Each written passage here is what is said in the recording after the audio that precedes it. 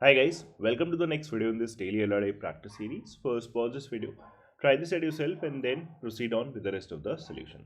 Now, this is a very lengthy looking set, a lot of data to this, a lot of information to this. Let's start reading this, let's start, understand this first and then we'll see how to proceed in this particular set. Now, this says 8 countries applied to host the Football World Cup 2028. In all, 44 countries were to participate in this World Cup. One representative from each country participating in the World Cup could vote in the voting for electing the host in each voting round. So, the multiple rounds they say. A total of 8 countries applied for the election, none of which was eligible to vote, while the remaining 36 countries voted in the voting spread over multiple rounds. Now, यहाँ से अपने को ये समझ में आ गया there are these 44 countries out of which 8 countries have actually applied to host the World Cup, and while the remaining 36 countries are actually voting for these 8 countries. These 8 countries are not allowed to vote, obviously. Now, also there are multiple rounds of voting, so maybe there is someone which is getting eliminated in subsequent rounds. We'll understand this. So in the first round of voting, each of the 8 contenders received at least one vote.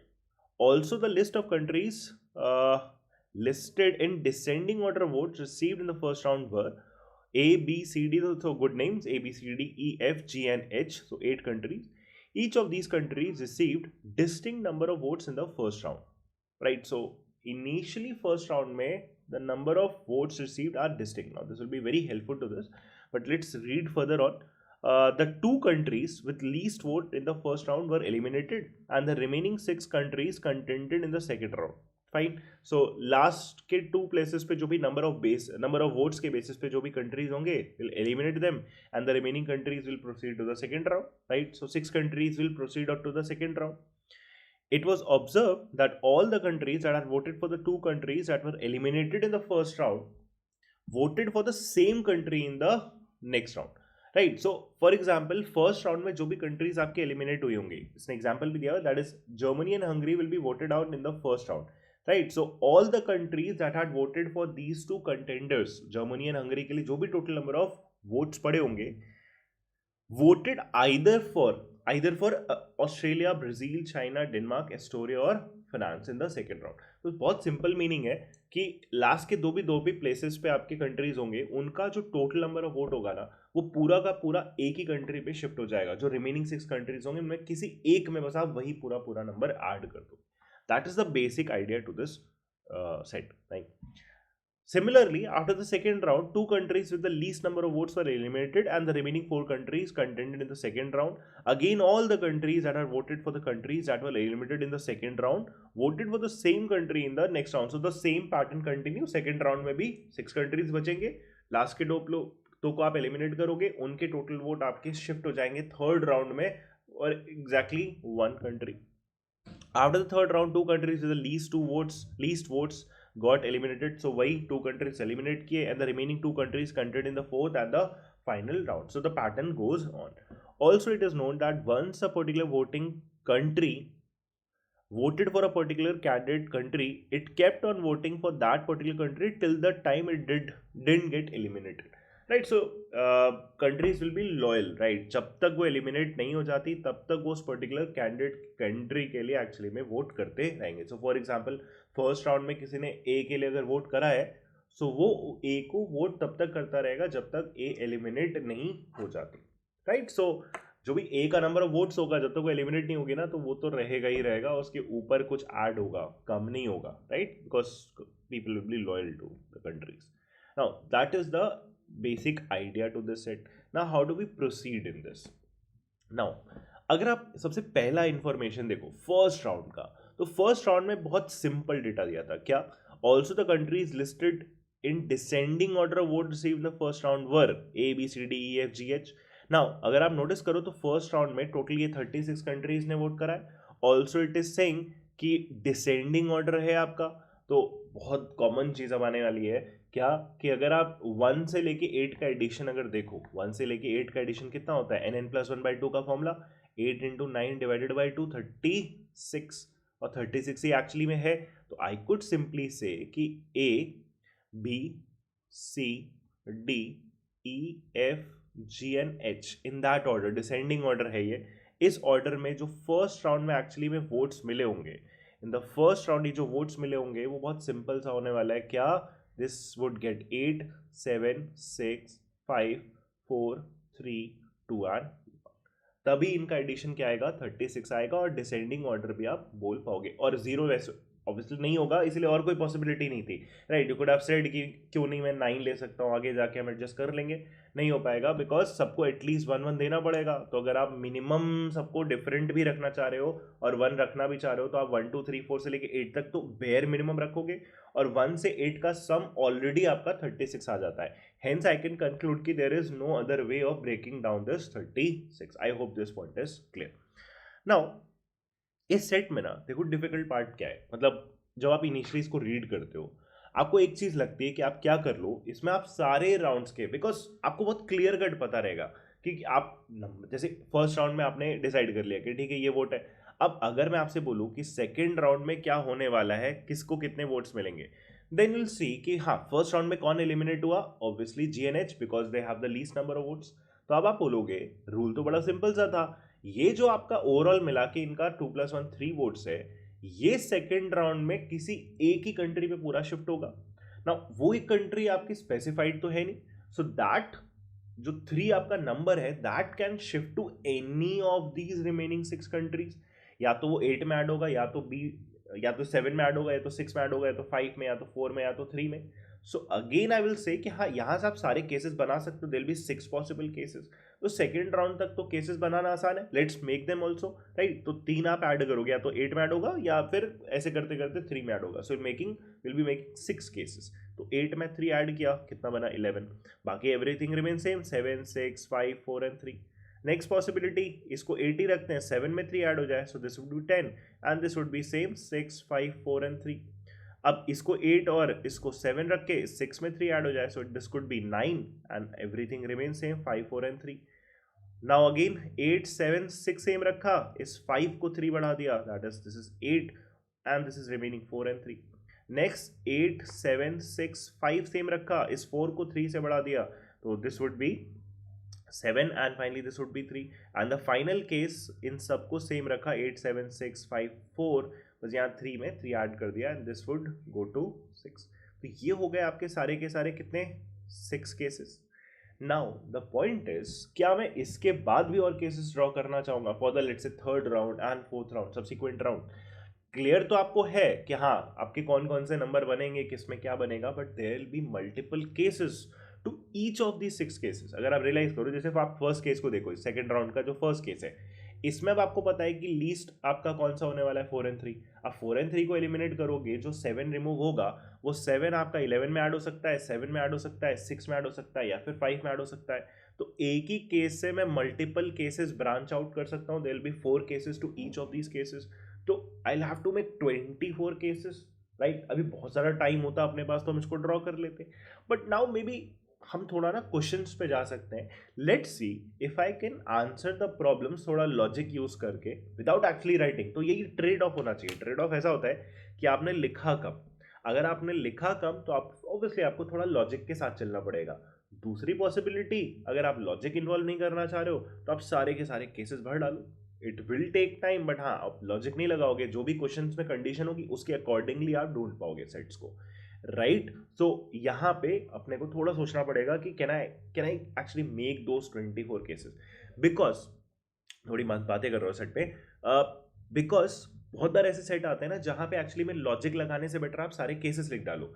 For example कुछ sets पहले, I don't remember that exact number, but there is a set जहाँ पे हम चेतन Michael की बात कर रहे हैं। Chetan Michael are buying and selling shares on 5 days। 5 days पे इंक्रीजेस भी हो रहे हैं, डिक्रीजेस भी हो रहे हैं। जब इंक्रीज हो रहा होगा 10 का हो रहा होगा, या 10 से डिक्रीज हो रहा होगा, ठीक है। If you have been doing this continuously you will remember what set I am talking about, नहीं तो आप पहुंच जाओगे, ठीक है, if you are doing it in an order.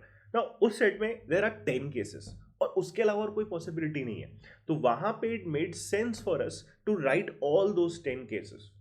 आई बात समझ में? वहां पे ना 10 केसेस बनाने में क्लैरिटी ज्यादा थी। यहाँ पे मैं सारे केसेस बनाने में इंटरेस्टेड इसलिए नहीं, बिकॉज देयर आर 24 केसेस। तो maybe I look at the problems now, if the problems let's say says कि मतलब बनाना ही पड़ जाएगा विदाउट मेकिंग, मैं लॉजिक के साथ भी प्रोसीड नहीं कर पा रहा हूँ, then I will simply go ahead and draw the 24 cases. क्या ही जा रहा है मेरा, even if this set comes in exam और मेरा 12 to 13 मिनट्स में हो जा रहा है तो कोई इशू नहीं है मेरा, I will still be able to manage 3 sets. कहीं पे कम टाइम भी लग सकता है, हो सकता है जहाँ पे केसेस नहीं बनाने पड़ेंगे। सो ये सब judgment becomes very crucial to solving LRDI।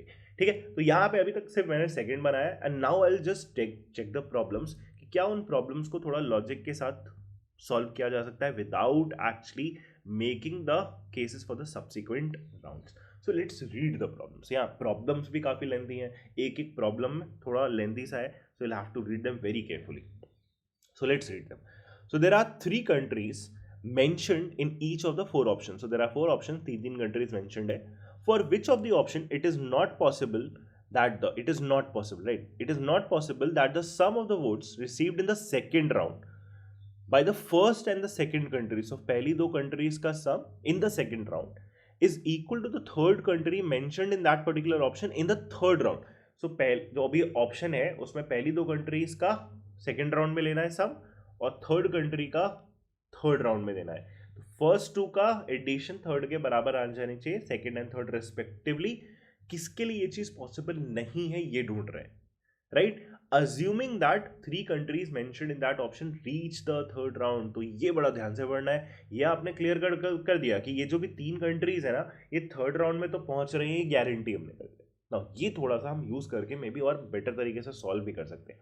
Let's start checking for the options. जैसे Brazil, Estonia and China. Now Brazil, Estonia और चाइना अगर थोड़ा सा पहले आप केयरफुली इसमें देखो तो आपको ये दिखेगा कि ये जो एस्टोनिया है, राइट, ये एस्टोनिया जो है ये सारे सेकंड वाले जो ये वाले केसेस है, सेकंड राउंड के जो केसेस है, बिकॉज उसको थर्ड राउंड में पहुंचाना है डेफिनेटली, उसने बोल दिया पहले से। तो एस्टोनिया का अगर आप ये नंबर देखोगे यहाँ पे इस केस में, इस केस में, इस केस में, फोर्थ केस में एंड फॉर एग्जाम्पल ये लास्ट वाले केस में, तो एस्टोनिया तो कभी पहुंचा ही नहीं है आपका थर्ड राउंड में, because it is always in the bottom 2। आप किसी भी केस में देखो तो बॉटम 2 में है, राइट? दैट मीन्स मेरा जो ये क्वेश्चन के अकॉर्डिंग कंडीशन है पहले ऑप्शन के हिसाब से, then I am only interested in this case, क्योंकि एस्टोनिया का फिर जाके यहाँ पे 7 है तो वो एलिमिनेट नहीं होने वाला है। एलिमिनेट कौन होने वाला है? जिसका लीस्ट है, and that would be 5 and 3। तो I will be interested in this case only, मेरे को सारे केस चेक ही नहीं कर रहे। Now Brazil, Estonia and China, अब हो क्या जाएगा? ब्राजील एस्टोनिया का सेकेंड राउंड में कितना हो गया? 7 and 7। नाउ ब्राजील एस्टोनिया मिला के आपका कितना हो गया? 7 + 7। तो अब होगा क्या? ये 5 and 3 जो है 8, ये शिफ्ट होगा। Now it is not possible ढूंढ रहा है, राइट? तो अगर एक भी केस में आपको पॉसिबल भी मिला ना तो वो ऑप्शन सही नहीं होगा, will have to eliminate that. तो आपको नॉट पॉसिबल है मतलब वो हो ही नहीं सकता वो सिचुएशन पॉसिबल। तो यहाँ पे क्या देखा आपने को? 7 and 7। नाउ यहाँ पे लीस्ट आपका 5 और 3 दैट इज मिला के 8 था, वो 8 कहीं पे आपका पूरा का पूरा क्या होने वाला है? शिफ्ट होने वाला है, राइट? 5 + 3 आपका शिफ्ट होगा। नाउ अब हम कैसे इसको सोचना स्टार्ट करेंगे कि ब्राजील एंड एस्टोनिया का आपका 7 है और मिला के इसका भी 7 है, तो 7 + 7 आपका कितना हो गया? 14 हो गया, right? If there votes obviously done change, तो वो पॉसिबल है ना कि चेंज हो ही ना, 7 और 7 ही रहे। और ये जो 5 + 3 8 है, ये 8 कहीं पे जाके ऐड होने वाला है। चाइना का अगर आप सेकेंड राउंड में देखो तो कितना था? 6 था। अगर मैं सिंपली बोलूँ ये तो दिख जाना चाहिए, 5 and 3 ये 8 आके चाइना में ऐड हो गया पूरा पूरा, तो 6 + 8 क्या हो जाएगा? वो भी 14 हो जाएगा and the condition will get satisfied, right? So ऐसा नहीं है कि होगा ही होगा, बट अगर गलती से भी एक भी पॉसिबिलिटी आपको मिल रही है ना, that option can not be the correct answer because it is saying it is not possible. तो डेफिनेटली नॉट पॉसिबल वाला केस अपने को देखना पड़ेगा। So for the first option this gate satisfied. हम एक ऐसा केस बना सकते हैं जहां पे ब्राजील एंड एस्टोनिया का सेकेंड राउंड का 14 आ जाए और चाइना का आपका उसी में 6 + 8 से 14 बन जाए। So this is possible. Now let's move on to the next case. China, Denmark and Brazil. Now China, Denmark and Brazil में अगर हम चेक करना स्टार्ट करें, सो चाइना एंड डेनमार्क, अब चाइना एंड डेनमार्क का एडिशन होना चाहिए Brazil के बराबर। नाउ अब इसमें कौन से केसेस? काफी सारे केसेस पॉसिबल होंगे, लेट्स चेक। कोई भी एक केस में अगर मिल जाए तब भी हम साढ़े उस चीज से। जैसे चाइना एंड डेनमार्क यहाँ मिला के कितना है आपका? 11 है, राइट? सो या तो ये 11 ही रहेगा एडिशन, या तो 11 से बढ़ जाना चाहिए, राइट? अब 6 और 5 है तो यहाँ से आपका लीस्ट 4 and 3 7 आया, तो 6+5 11 हो गया। अब 4+3 7, अब 7 हम ब्राज़ील में ऐड करेंगे तब तो ऊपर निकल जाएगा, सो ये केस में तो आपको इक्वल नहीं मिलने वाला है। नेक्स्ट केस में चाइना एंड डेनमार्क 6+5 11 हुआ, लेकिन ब्राज़ील का आपका 10 था, तो 7 आप इसमें चाइना में किसी एक में ऐड करके, चाहे आप चाइना डेनमार्क में ऐड करो या फिर आप ब्राज़ील में ऐड करो, वो सेम नहीं होगा, राइट, बिकॉज 6+5 ऑलरेडी 11 पे है ये वाला ग्रुप, और ब्राज़ील आपका 10 पे है। अब वो अगर आप 7 इसमें ऐड करोगे तब भी बराबर नहीं होगा, इसमें ऐड करोगे तब भी बराबर नहीं होगा, तो may will have to check for the other cases. यहाँ पे अब आप जब थर्ड केस पे आओगे आपको दिखना स्टार्ट हो जाएगा, जब आप थोड़ा सा नीचे आओगे अपने आप दिखेगा चाइना एंड डेनमार्क का यहाँ पे कितना है 14 है, राइट। सो अगले राउंड में 14 बना सकते हैं हम कैसे, यहाँ पे ब्राज़ील का देखो तो 7 है, और यहाँ पे ई और एफ ये दोनों एलिमिनेट होने वाले थे 4+3 7 से, और यही 7 इफ से ब्राज़ील में पूरा का पूरा शिफ्ट हो गया तो ये भी आपका 14 हो जाएगा। So this is also possible, so this is also eliminated, so ये दोनों को हम एलिमिनेट कर रहे हैं। Now Brazil Denmark and Austria, Brazil Denmark and Austria, अब हम इस पे चेक करते हैं। So Brazil and Denmark, now Denmark and Brazil यहाँ पे कितना है आपका 7+5 12 हो गया। अब 11 को या तो आप 12 बनाओ, बट 12 पॉसिबल नहीं है बनना बिकॉज 4+3 आएगा, this is eliminated. Brazil and Denmark यहाँ पे 10+5 इज 15, नाउ ये ऑलरेडी आपका सेटिस्फाइड होने वाला है क्योंकि ब्राज़ील एंड डेनमार्क का सेकंड केस में 10+5 15 है, और यहाँ से 4+3 जो 7 एलिमिनेट होगा, इफ 7 गोज टू 8 तो ये ऑलरेडी 15 बन जाएगा, that means this is also possible, तो ये भी क्या हो जाएगा एलिमिनेट हो जाएगा। नाउ आइडियली 3 ऑप्शन आपने एलिमिनेट कर दिए हैं, तो ब्राज़ील चाइना ऑस्ट्रेलिया सेटिस्फाई नहीं होना चाहिए, and that will become the correct answer. Let's simply check कि हाँ पॉसिबल क्यों नहीं हो रहा होगा, बस इसको सेटिस्फैक्शन के लिए कर रहे हैं, else you can simply click this option, right. Obviously 3 आपने एलिमिनेट करे हैं, डेफिनेटली आपने एलिमिनेट करा हुआ है, तो डी ऑप्शन आपका सही होना चाहिए। Now let's check Brazil China and Australia के लिए, तो Brazil China and Australia, so 7+6 ये 13 पे है। नाउ 13 पे आप इस 11 को ला नहीं सकते बिकॉज 7 ऐड होगा। 16 पे है ये 10+6 16, बट यहाँ से तो 7 आएगा, तो आप इसको मैक्स टू मैक्स 15 लेके जा पाओगे। यहाँ 7 और 9 16 है, अगेन आप इसको मैक्स टू मैक्स 8+7 15 लेके जा पाओगे। यहाँ पे 7+6 13 है, तो 8+7 आप 15 चला जाएगा, ऊपर चला जाएगा। अगेन यही सेम प्रॉब्लम आपका इस केस और इस केस में भी होने वाला है, वही 7 6 8 7 6 एंड 8। इसीलिए एक्चुअली में the D option is definitely not possible, and this makes the D option the correct answer, right. So I hope आपको इस पूरे सेट का लॉजिक समझ में आया कि यहाँ पे आपको एक्चुअली में वो केस सारे बनाने पड़े ही नहीं, किसके थर्ड राउंड के, थोड़ा हम लॉजिक से प्रोसीड कर सकते हैं and be able to answer the problems.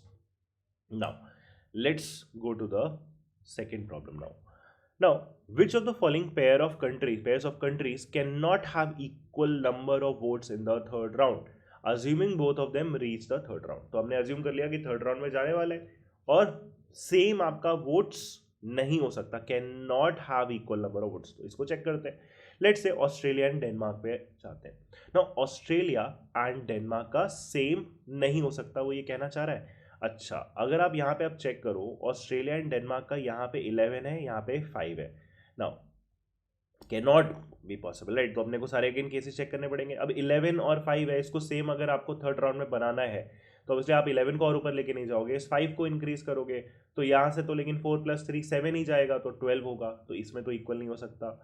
यहाँ पे ऑस्ट्रेलिया एंड डेनमार्क, अब यहाँ पे आपका 8 है, यहाँ पे 5 है, इनको अगेन आप इक्वल नहीं बना पाओगे, राइट। 8 एंड 5, अब अगेन 8 एंड 5 में बिकॉज आप किसी एक ही नंबर को इंक्रीज करोगे, राइट। 7 आपका किसी एक में ऐड होगा ना। इससे एक चीज मेरे को समझ में आई, मैं ना ऐसे केसेस देखना चाहूंगा जहां पे ना इक्वल हो ऑलरेडी, जैसे कि मेरा यहाँ पे ये जो फोर्थ केस है, इस फोर्थ केस को ध्यान से देखो।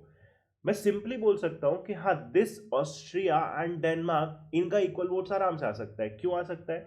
बिकॉज अगर आप इस फोर्थ वाले केस में देखो तो 8 एंड 8 है, ऑलरेडी इक्वल पे है, जो आपकी कंडीशन है ना वो ऑलरेडी इक्वल पे है।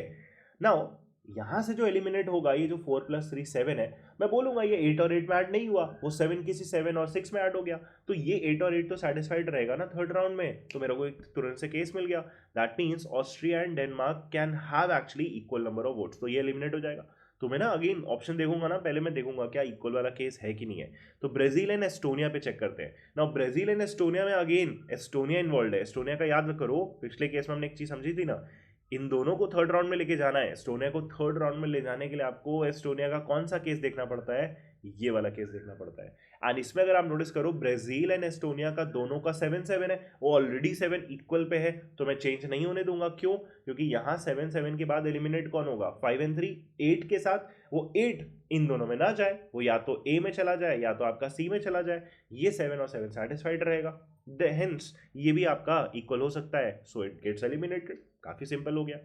Now China and Estonia, again China and Estonia में आप चेक करो, एस्टोनिया का आपका यही वाला केस लेना है। नाउ चाइना एंड एस्टोनिया को आप सेम क्या बना पाओगे, आई डोंट थिंक सो, क्योंकि अगर आप यहां नोटिस करो तो चाइना का आपका 6 है, एस्टोनिया का आपका 7 है, there is absolutely no way कि आप इस 6 को सिर्फ 7 पे लेके जाओ, क्योंकि इसमें तो ऐड होगा तो 5 + 6 सीधे 8 ऐड हो जाएगा ना, तो यही आपका आंसर होने वाला है। Let's check China and France. China and France का अगर आप नोटिस करोगे C and F, so third and last, इसमें अगर आप नोटिस करोगे तो आपको ये लास्ट वाला केस मिल जाएगा, चाइना एंड फ्रांस वाला, बिकॉज यही वाला केस पॉसिबल है जब फ्रांस आपका एक्चुअली में जाएगा थर्ड राउंड में, बिकॉज इन सारे केसेस में वैसे भी आपका फ्रांस एलिमिनेट होना है वाला, राइट। तो फ्रांस को अगर आगे बढ़ना है तो इसी केस से जाएगा, और इसमें नोटिस करो तो China and France have equal number of votes, तो रिमेनिंग अगेन वो 5 + 4 9, मैं इन दोनों को छोड़ के 8 and 7 में दे दूंगा, तो 6 and 6 will become equal, hence last वाला भी पॉसिबल था, so it gets eliminated and the answer is C option, right? Now let's move on to the third problem. Now, for which of the options, again we'll have to check for the options. For which of the options can the number of votes in the third round received by the 4 countries mentioned in each option can be in arithmetic progression in any order? So ये order में नहीं दिया हुआ है, it can also be in any order. So which of the following options? तो यहाँ पे आपको वो ऑप्शन पिक करना है जहां पे थर्ड राउंड में ये जो चारों कंट्रीज इन्वॉल्व है इनके नंबर ऑफ वोट्स किस में आ जाए, arithmetic progression. What is an arithmetic progression? चारों टर्म्स जो आपके आएंगे उसमें डिफरेंस क्या होना चाहिए, कांस्टेंट होना चाहिए, if I place them in ascending और descending order, right. Fair enough. Now let's check for the options again. So थोड़ा सा लॉजिक से चलते हैं अगेन, हम सारे केसेस चेक करने में जल्दी से मतलब इंटरेस्टेड नहीं है। देखो मेरे को ना इसमें ये चीज समझ में आई कि जब भी एस्टोनिया इन्वॉल्व होता है या for that matter France involve होता है, इनका ना एक ही केस बनता है, तो उसमें मेरा चेक करना आसान होता है, फिर मेरे को सारे केसेस चेक नहीं करने पड़ते, right. So first and second करते करते मेरे को ये दिमाग में तो बैठ ही गया है। नाउ एस्टोनिया और फ्रांस अगर इन्वॉल्व हुआ है ना, तो मेरे को एक एक चीज चेक करना है, तो पहले मैं इन दोनों को चेक करूंगा कहाँ पे इन्वॉल्व है। एस्टोनिया भी इन्वॉल्व है एक ऑप्शन में, थोड़ा इजी कर देगा, और फ्रांस मेरा अगेन 2 ऑप्शन में, ये भी मेरा इजी कर देगा। तो भले ही कितना आपको डिफिकल्ट लगे रहे तो बहुत ज़्यादा चेक करना पड़ेगा, बट नहीं, लॉजिक के साथ इसको मैं जल्दी से कर सकता था। तो फॉर एग्जाम्पल मैं फ्रांस को पहले चेक करूंगा, बिकॉज फ्रांस का कौन सा केस होने वाला है, ये लास्ट वाला केस होने वाला है, बिकॉज इसी में फ्रांस आपका थर्ड राउंड में प्रोसीड कर रहा है, बिकॉज थर्ड राउंड में ही चेक करना है, तो प्रोसीड किया होगा, तो एलिमिनेट सेकंड राउंड में नहीं हुआ होगा। I hope this is making sense. So France का पहला, China, Austria, France and Denmark. अब देखो केस तो यही है ना, आपको कंट्रीज वैसे भी पता रहेगी, बिकॉज एक ही तो केस है, तो उसमें आपको ऑटोमेटिकली पता रहेगा कि कौन आपका पहुंचा होगा, राइट। सो अब यहां से देखो, अगर फ्रांस पहुंचा है तो 6 के साथ पहुंचा है, दैट मीन्स यहाँ पे 5 and 4 will get eliminated, 5 and 4 आपका एलिमिनेट हो जाएंगे, तो नंबर क्या बचेंगे, 8 7 6 और आपका ये वाला 6। दैट मीन्स देखो पहले तो ये बोल सकता हूँ डी और ई ये दोनों नहीं पहुंचने वाले हैं, डी और ई, तो ये देखो ये वाला ऑप्शन तो वैसे भी एलिमिनेट हो जाएगा, बिकॉज इसने डी को पहुंचा रखा है, डी तो पहुंच ही नहीं सकता ना अगर आपका फ्रांस पहुंचा हुआ है, दैट मेक सेंस, तो ये एलिमिनेट हो गया। What about the first option, China, Australia, अब यही है आपके कंट्रीज तो आपको पता ही है। अब आपका मेन काम क्या होना चाहिए, 8 7 6 और 6 है, तो आपका ये जो 5 and 4 है, ये जो 9 है किसी एक जगह शिफ्ट होगा। अब आप ये देखो करंटली 4 नंबर आपके जो बचे हुए थे वो ये थे, इनमें आप किसी एक ही नंबर को पूरा पूरा 9 से इंक्रीज कर दोगे। Do you think there is any way कि अगर मैं इसमें से किसी एक नंबर को 9 से बढ़ा दूं, the numbers will still remain in an arithmetic progression? Still remain नहीं बोलना चाहिए क्योंकि एपी में तो ऑलरेडी नहीं है, the number will become in an AP, नहीं पॉसिबल है। आप 9 को इसको बढ़ाओगे तो बहुत ऊपर चला जाएगा, 2 नंबर सेम है तो इनका भी डिफरेंस आपका सेम नहीं होने वाला है, so you will find absolutely no way कि ये नंबर आपका एपी में आ जाए, hence I can simply say कि ये ऑप्शन क्या हो जाएगा, एलिमिनेट हो जाएगा। Now let's check for Estonia. Estonia के लिए क्यों इंटरेस्टेड हूं, जैसा कि मैंने बोला कि एस्टोनिया भी आपका इसी सिर्फ सेकेंड लास्ट वाले केस में पहुंचता है, तो इस केस में अब मेरे को पता है कि अगर आप 7 को हटाओ, मतलब 7 को लेके आगे चल रहा है, तो एलिमिनेट कौन से हुए, ये 5 and 3 वाले हुए, तो 5 and 3 मतलब पहले तो मैं चेक करूंगा ऑप्शन में वो तो नहीं लिखा है, तो डी और एफ आपके नहीं होने चाहिए, तो एस्टोनिया के साथ आपका डी कभी जा ही नहीं सकता, सिंपल सी बात है। तो ये तो वैसे भी एलिमिनेट हो जाना चाहिए था, तो जिसने भी ऑप्शन बनाया अच्छा ऑप्शन नहीं बनाया, राइट। तो डी आप वैसे भी एलिमिनेट कर दोगे क्योंकि डी तो पहुंच ही नहीं सकता, क्योंकि इसे 5 and 3 को एलिमिनेट होना पड़ेगा, तभी तो एस्टोनिया यहाँ पे पहुंच रहा है 7 के साथ। हेंस मेरा सीधा सीधा आंसर क्या होने वाला है, सी ऑप्शन। अब अगेन जस्ट बिकॉज आप सीख रहे हैं तो यहाँ से मैं सी ऑप्शन को एक बार देखना चाहूंगा कि हाँ एक्चुअली में ए पी बन कैसे रहा है, but I will not do this in an exam. मेरे को बहुत क्लियर कट दिख रहा है 3 ऑप्शन एलिमिनेट हो गए हैं, I will simply take the last and remaining option C and just move on. Check कर लेते हैं A B C and F. Now A B C और एफ को आपको पहुंचाना है, सॉरी मैंने यहाँ पे गलत मार्क कर दिया, हमने यहाँ पे एलिमिनेट फ्रांस को किया था ना, ये वाला ऑप्शन एलिमिनेट किया था, सॉरी दिस वाज एलिमिनेटेड ना, राइट, फ्रांस को एलिमिनेट किया था, फ्रांस से हमने चेक किया था, ठीक है। सो बचा क्या आपका यहाँ पे डी ऑप्शन। अच्छा तो फिर यहाँ पे हमने ये गलत ही चेक कर डाला था, सॉरी, तो ओके ओके, तो फ्रांस में अपने चेक करना पड़ेगा, फ्रांस वाला फिर हमने ये केस उठाया था लास्ट वाला, तो इसमें भी हाँ ठीक है 8766 वो वैसे भी पॉसिबल आपका नहीं था, ए बी और C, A B C, yes A B C और एफ 8766 अगेन नॉट पॉसिबल, तो उसमें कोई इशू नहीं है, बस मैंने वो लास्ट में टिक करा हुआ था। हाँ ठीक है, तो आपका सी ऑप्शन, हमें चेक कौन सा करना है, आपको डी ऑप्शन चेक करना है, राइट। सो डी ऑप्शन पे आते हैं। डी ऑप्शन में क्या नंबर्स थे आपके, ए डी और बी और सी, सो ए बी सी डी यही है। तो इसमें बेसिकली आप ई और एफ को एलिमिनेट कर रहे होगे, ई और एफ आपके कहाँ पे एलिमिनेटेड है, जैसे यही सारे केसेस देखो।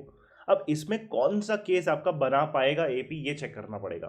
तो जैसे यहाँ से 4+3 इस केस से आपका 7 हटा, इसमें किसी एक जगह 7 ऐड होगा, आई डोंट थिंक कि ये नंबर कहीं मैच करने वाले हैं, बिकॉज जैसे आप सबसे हाईएस्ट वाले को तो वैसे भी नहीं बढ़ाओगे, लीस्ट वाले को थोड़ा बढ़ाना चाहेंगे, क्योंकि इसको बढ़ा दोगे तो फिर तो एपी नहीं दिख रही है। ये 7 और 5 आपका 12 हो जाएगा, 6 7 11 and 12 are not an AP. यहाँ से 4+3 अगर मैं 7 हटाऊँ और ये 7 मैं कहाँ पे ऐड करूँ, किसी बड़े नंबर में ऐड करूँ, तो मेरे को ये दिख रहा है कि यहाँ पे ना ये तीनों इवन नंबर है, 6 8 एंड 10, मे बी एक 12 की कमी है, और अगर मैं इस 5 में ये 7 ऐड कर दूँ तो ये क्या हो जाएगा आपका 12 हो जाएगा, then I will get this number 6 8 10 and 12 and this is definitely an AP. तो यही वो केस है एक्चुअली जहाँ पे आपको सेटिस्फाइड होते हुए दिखेगा, हेंस ये वाला पॉसिबल था। तो ये तो हमें वैसे भी पॉसिबल था, बिकॉज फ्रांस वाला दोनों को आपने चेक करा था, वो कभी भी आपका एपी नहीं बना पाएगा, तो वो दोनों एलिमिनेट हो गए थे।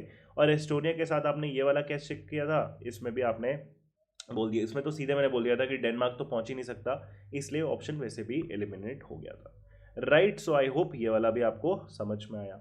Now let's move on to the final problem. I would say this looks simple, T-tap problem है। So find the maximum difference between the votes among the countries that finished first and that finished fourth in the third round. तो ये तो आपके control में, आपको maximum difference निकालना है, तो हाईएस्ट और लोएस्ट के बीच का डिफरेंस आपको मैक्सिमाइज करना है। तो देखो सिंपल सी बात है, हाईएस्ट और लोएस्ट के बीच का डिफरेंस आपको और बढ़ाना है, तो आप क्या करो, इसको और बढ़ा दो या इसको और कम कर दो, दोनों पॉसिबिलिटी है। इस पूरे सेट में कम तो कभी होता नहीं है, बढ़ता ही है, तो हम हाईएस्ट वाले को चेक करके हम उसको इंक्रीज कर देंगे। तो कहाँ पे देखो मैं हाईएस्ट नंबर, अगर आप चेक करो सेकेंड राउंड में ये था, थर्ड राउंड में जब पहुंचेगा तो किसी एक का नंबर बढ़ा के बहुत ज़्यादा इंक्रीज हो जाना चाहिए। तो I am obviously interested in this first case itself, right, because इसमें आपका जो हाईएस्ट नंबर है वो बाकी के कंपैरिजन में हमेशा सबसे ज़्यादा है। बाकी तो आप जैसे मैक्स टू मैक्स देखोगे तो 10 है, 9 है, ये सब है, इसमें आपका 11 है, राइट। सो 11, और इसमें लीस्ट नंबर आपका क्या हो जाएगा, देखो इसमें एलिमिनेट कौन हो जाएगा, 4 and 3, तो आपका जो थर्ड राउंड में वोट्स होगा उसमें हम क्या बोलेंगे मैक्सिमाइज करने के लिए, ये जो 4+3 7 है, ये 7 का 7 पूरा कहाँ चला जाए, इस 11 में चला जाए। सो ये 11 क्या हो जाएगा आपका 7 ऐड करके 18, और लीस्ट आपका थर्ड राउंड में फिर क्या रहेगा, ये सेम 5, तो ये आपका लीस्ट रहेगा एंड द डिफरेंस बिकम 13। सो यही डिफरेंस आपका क्या होना चाहिए for the third round, the maximum difference between the first and the country which finished fourth, right? So I hope you understood this set. If you have again any doubts, you can just put that in the comments. Thank you.